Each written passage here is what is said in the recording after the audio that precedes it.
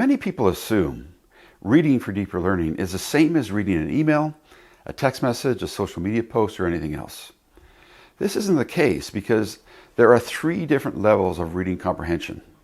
The literal level, which is where we recognize all the facts in the text. The inferential level, where we start to make connections with the new facts and what we already know.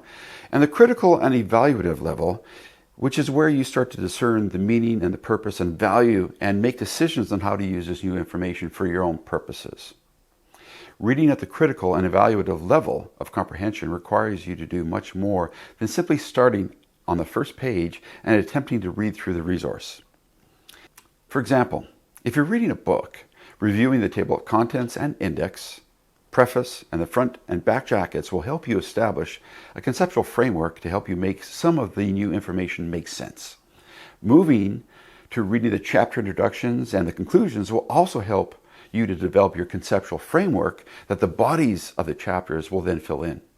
Looking at tables and graphs and images and other media will also help you to build that conceptual framework.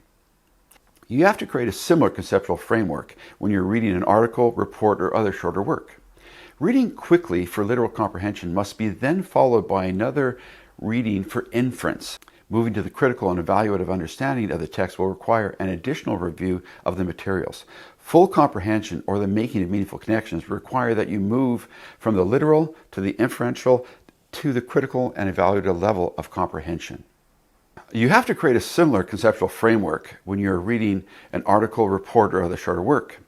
Reading quickly for literal comprehension must be then followed by another reading for inference. Moving to the critical and evaluative understanding of the text will require an additional review of the materials.